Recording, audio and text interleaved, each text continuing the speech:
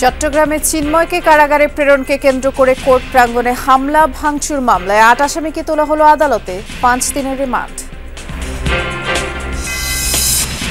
বাংলাদেশের জলসীমায় ঢুকে ৭৯ জেলে সহ ২টি ট্রলার আটক করেছে ভারতীয় কোস্ট গার্ড। কূটনীতিক উপায়ে করতে হবে উদ্ধার, জানালেন সংশ্লিষ্টরা। আমাদেরটা হলো সকাল ১১ ভারতীয় কোস্ট গার্ড নিয়ে গেছে ৩৫ থেকে ৩৭ জন। বিদ্রোহী গোষ্ঠীর নেতৃত্বে সিরিয়ায় গঠিত হচ্ছে নতুন সরকার। দেশটিতে হামলার পরিসর বাড়ালো ইসরায়েল, টার্গেট ২৫০'র বেশি স্থাপনা। চট্টগ্রামে সনাতন জাগরণী জোটের মুখপাত্র চিন্ময় কৃষ্ণ দাসকে কারাগারে প্রেরণকে কেন্দ্র করে পুলিশের উপরে হামলা ও ভাঙচুরের মামলার ৮ আসামিকে আজ আদালতে তোলা হয়েছিল এবং ৫ দিনের রিমান্ড শোনানো হয়েছে। আমাদের সহকর্মী শহীদুল সুমন এ বিষয়ে খোঁজ খবর রাখছেন, তিনি বাকিটা জানাবেন। সুমন, আসামিদের রিমান্ড দেওয়ার পরে আদালত প্রাঙ্গণে কোনো প্রতিক্রিয়া দেখেছেন কিনা? আইনজীবী এবং সংশ্লিষ্ট যারা আছেন কি বলছেন?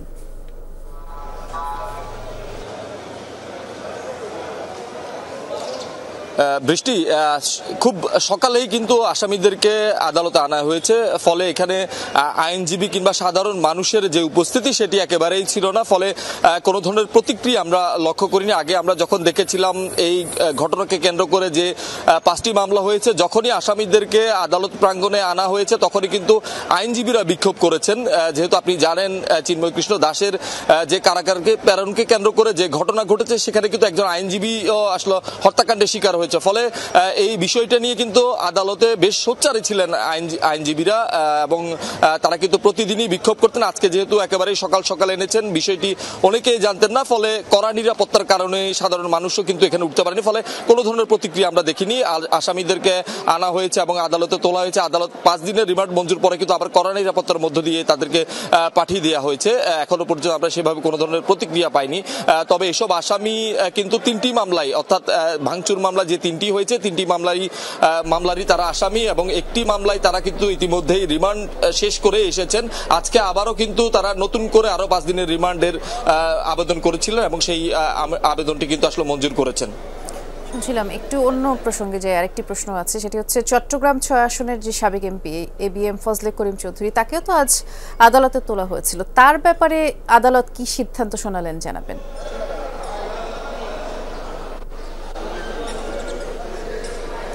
বৃষ্টি, একই অবস্থা আমরা লক্ষ্য করেছি। তার ব্যাপারেও কিন্তু আমরা আগে থেকে সাধারণ মানুষ এবং আইনজীবীরা কিন্তু চট্টগ্রাম আদালত প্রাঙ্গণে বিক্ষোভ করেছিল। তার প্রিজন ভ্যানকে লক্ষ্য করে কিন্তু আমরা এর আগে ডিম নিক্ষেপ করতেও দেখেছি, ফলে কড়া নিরাপত্তা, তাকে যখনই আনা হয়েছে খুব ভোরে আনা হয়েছে এবং কড়া নিরাপত্তা দেওয়া হয়েছে। আজকে যে 4টি মামলায় তাকে আদালতে উপস্থাপন করা হয়েছে, তার মধ্যে 4টি মামলাই হচ্ছে রাউজান এবং বোয়ালখালী থানার। এই 4টি মামলায় তাকে শোন অ্যারেস্ট দেখানো হয়েছে। আগেও তাকে বিভিন্ন মামলায় রিমান্ড এবং শোন অ্যারেস্ট দেখানো হয়েছিল। আজকে যে আদালতে আনা হয়েছে কড়া নিরাপত্তা ছিল এবং তার আইনজীবী যেটি বলছেন যে তার বিরুদ্ধে 18 থেকে 20টি মামলা হয়েছে চট্টগ্রাম সহ বিভিন্ন জায়গায়। এইসব মামলা উদ্দেশ্য প্রণোদিত। তিনি আশা করছেন যে নতুন সরকার নতুনভাবে আসলে সবকিছু হচ্ছে, ফলে তারা ন্যায় বিচার পাবেন এবং তারা এইসব মামলায়, যেহেতু ভাঙচুর, হত্যাকাণ্ড সহ বিভিন্ন ধরনের মামলা তার বিরুদ্ধে রয়েছে, ফলে তারা আসলে বলছেন যে আদালত তাদের ব্যাপারে ন্যায় বিচার করবেন। যদি চট্টগ্রাম আদালত থেকে তারা ন্যায় বিচার না পান, সেক্ষেত্রে তারা উচ্চ আদালতে যাওয়ার কথা বলছেন। শুনছিলাম, বেশ বিস্তারিত করে আপনি জানাচ্ছিলেন, ধন্যবাদ সুমন। বাংলাদেশের সমুদ্র সীমা থেকে ৭৯ জেলে সহ 2টি মাছ ধরার ট্রলার ধরে নিয়ে যাওয়ার ঘটনায় এখনো কোনো উদ্ধার তৎপরতা শুরু হয়নি। কূটনীতিকভাবে এগোতে হবে বলে জানাচ্ছেন ভুক্তভোগী প্রতিষ্ঠানগুলো। সোমবার সকাল 11টায় এই ঘটনা ঘটে। মোংলা ফেয়ারওয়ে থেকে আনুমানিক 24.7 নটিক্যাল মাইল ডাউনে বাংলাদেশি 2টি ফিশিং বোট লাইলা 2 ও সিএন্ডএ এগ্রো লিমিটেডের মেঘনা 5 ধরে নিয়ে যায় ভারতীয় কোস্ট গার্ড। আর এই বিষয়টি যমুনা টেলিভিশনকে জানিয়েছেন সিএন্ডএ এগ্রো লিমিটেডের ম্যানেজার অপারেশন। তার দাবি, বাংলাদেশের সমুদ্র সীমায় ট্রলারগুলো মাছ ধরছিল। এ সময় হঠাৎই ভারতীয় কোস্টগার্ড বাংলাদেশের সমুদ্র সীমায় প্রবেশ করে তাদেরকে ধরে নিয়ে যায়। এ বিষয়ে সামুদ্রিক মৎস্য দপ্তর বরাবর চিঠিও দিয়েছে প্রতিষ্ঠানটি। আমাদেরটা হলো সকাল 11 ভারতীয় কোস্ট গার্ড নিয়ে গেছে 35 থেকে 37 জন। আন্তর্জাতিক মানবাধিকার দিবসে ইসরায়েলের প্রধানমন্ত্রী বেনিয়ামিন নেতানিয়াহুর কুশপুত্তলিকা দাহ করেছে শিক্ষার্থীরা। সকালে আগারগাঁয়ে ইউনিসেফ ভবনের সামনের প্রতিবাদী এই কর্মসূচি পালন করেন ঢাকা বিশ্ববিদ্যালয়ের শিক্ষার্থীরা। Dhaka university students rights watch এবং মর্নিং রাইডার্সের ব্যানারে সকালে একটি সাইকেল র্যালি করে তারা। ঢাকা বিশ্ববিদ্যালয়ের টিএসসি থেকে শুরু হয়ে আগারগাঁয়ে বিরতি দেওয়া হয়। এ সময় শিক্ষার্থীরা বলেন, ফিলিস্তিনের নির্মম হত্যাকাণ্ডে জড়িত ইসরায়েলের বিরুদ্ধে বিশ্ব মোড়লরা সব সময় নীরব। ইউনিসেফ শিশু অধিকার নিয়ে কাজ করলেও গাজার নিপীড়িত শিশুদের বেলায় তাদের কোনো ভূমিকা নেই। শিক্ষার্থীরা বলেন, ইসরায়েল প্রতিনিয়ত মানবাধিকার লঙ্ঘন করছে, তাদের আন্তর্জাতিক অপরাধ আদালতে বিচার হওয়া উচিত। চন্দ্রিমা উদ্যান ঘুরে আবারও টিএসসিতেই এই সাইকেল র্যালি শেষ হয়। গাজায় হত্যাকারী বেঞ্জামিন নেতানিয়াহু যেসব আমাদের হাজারো ভাই এবং বোন এবং শিশুদেরকে হত্যা করছে তাদের বিপক্ষে সোচ্চার। এখন থেকে যদি গাজায় কোনো ধরনের শিশু হত্যা হয়, ইউনিসেফকে এর জন্য জবাবদিহিতা করতে হবে। ফিলিস্তিনের গাজায় মানুষের কোনো জীবনের নিরাপত্তা নাই। যে কোনো সময় যে কোনো ভাবে আক্রমণের শিকার হয়ে মানুষের জীবন ঝরে যাচ্ছে, অথচ যারা আজকে আমাদেরকে মানবতার বুলি শোনাচ্ছে তাদের কোনো দায়িত্বশীল ভূমিকা নাই। লাল সবুজের একটা পতাকা মানেই তো গোটা বাংলাদেশ। সেই পতাকার প্রতি প্রেম কি নির্দিষ্ট দিনের জন্যই তুলে রাখা? এই প্রশ্ন না হয় থাকুক, আজ বরং কামালের মতো কয়েকজনের কথা বলি, যাদের বছর জুড়েই পতাকার সঙ্গে বসবাস। আর্থিক লেনদেন ছাড়িয়ে যে কাজে মিশে থাকে দেশপ্রেম আর প্রগাঢ় মমতা। কেবল এক জুলাই বিপ্লবী বিক্রি হয়েছিল তাদের বানানো 5 লাখ পতাকা। বিজয়ের মাসে পতাকা তৈরির এমন কারিগরদের গল্প শুনব সহকর্মী ভাস্কর ভাদুরীর কাছে। ছবি তুলেছেন আরেক সহকর্মী রাকিবুল ইসলাম।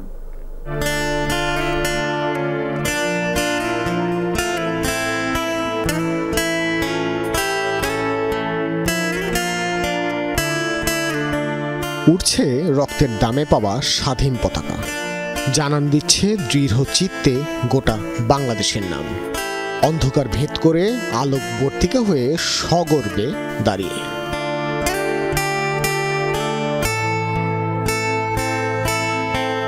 ডিসেম্বরে এলেই বাঙালি তার হৃদয়ে ধারণ করা পতাকার সাথে সম্পর্কটা আবার ঝালাই করে নিতে পারে। একখণ্ড লাল সবুজ ঘরে নিয়ে যাওয়ার উপলক্ষে এনে দেয় এই বিজয়ের মাস। প্রায় প্রতিটি পরিবারের সেই আনন্দকে বর্ণিল করতে দিনরাত পরিশ্রম করে যাচ্ছেন পতাকা তৈরির কারিগরেরা।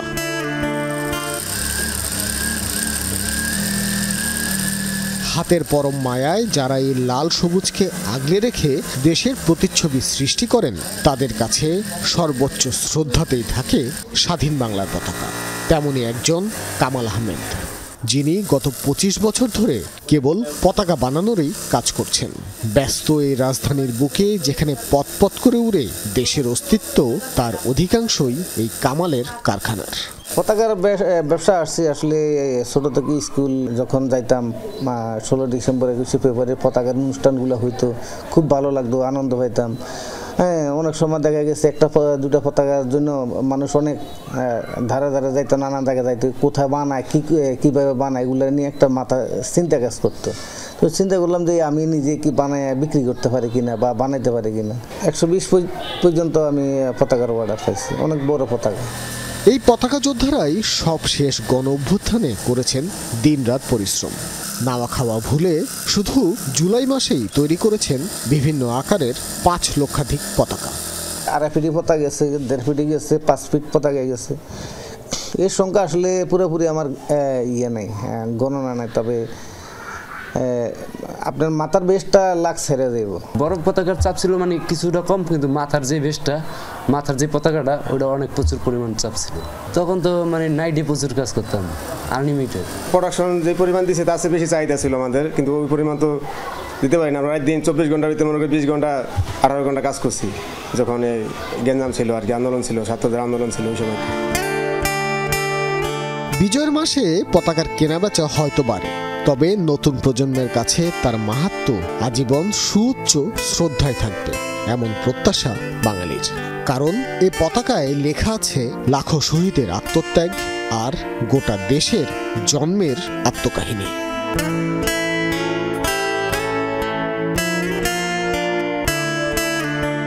ভাস্কর ভাদুরী, যমুনা নিউজ, ঢাকা।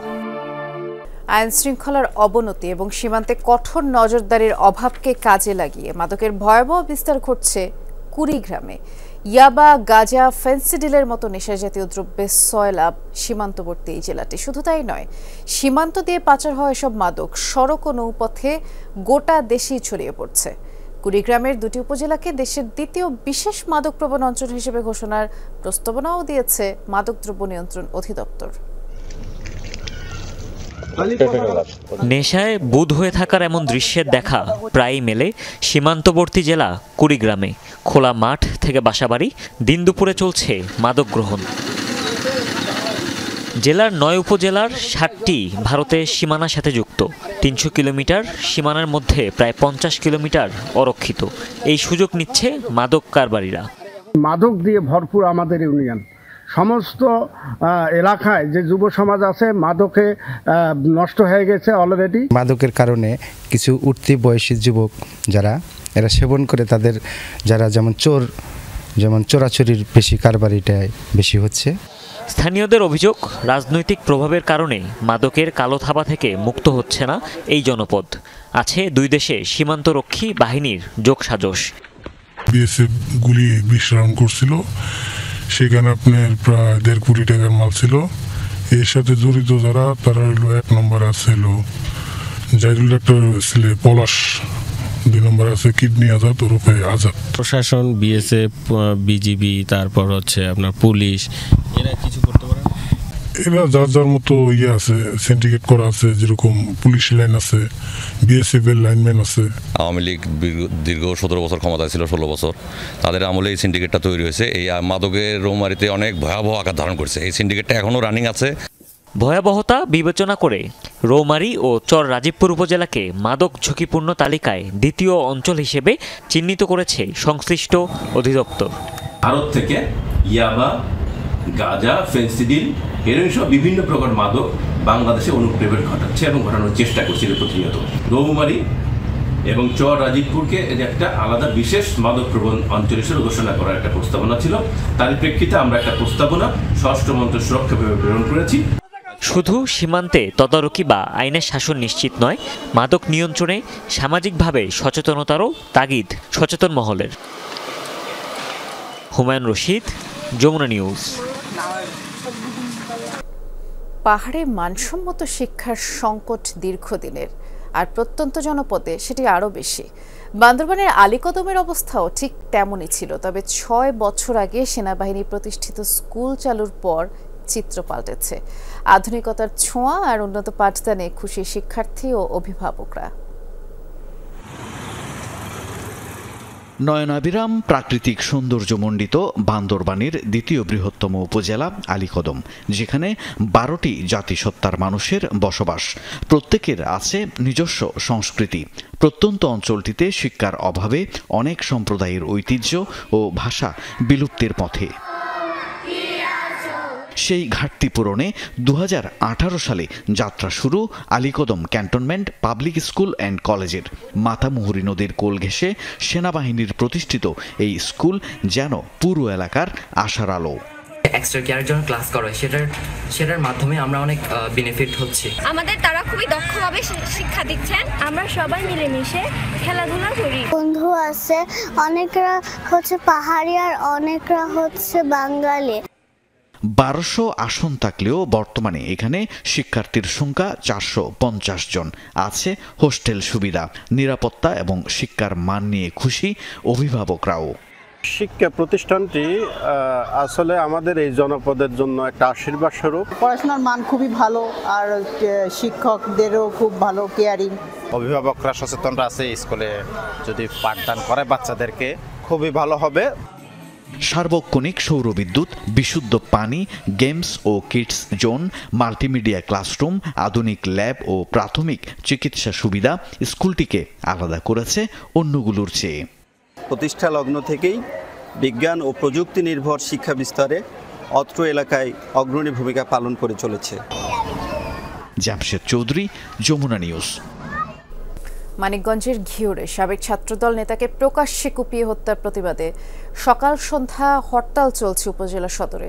তবে এই ঘটনায় এখনো কোনো মামলা হয়নি। হরতালে উপজেলা সদরের বেশিরভাগ দোকানপাট বন্ধ থাকলেও কিছু যানবাহন চলাচল করছে। মরদেহ ময়নাতদন্তের জন্য মানিকগঞ্জ মেডিকেল কলেজ হাসপাতালের মর্গে রয়েছে। সোমবার দুপুরে এলাকায় আধিপত্য বিস্তারকে কেন্দ্র করে দুই গ্রুপের সংঘর্ষের পর প্রকাশ্যে কুপিয়ে হত্যা করা হয় উপজেলা ছাত্রদলের সাবেক সাধারণ সম্পাদক লাবলু আহমেদকে। এ ঘটনায় আহত 5 জন বিভিন্ন হাসপাতালে চিকিৎসাধীন।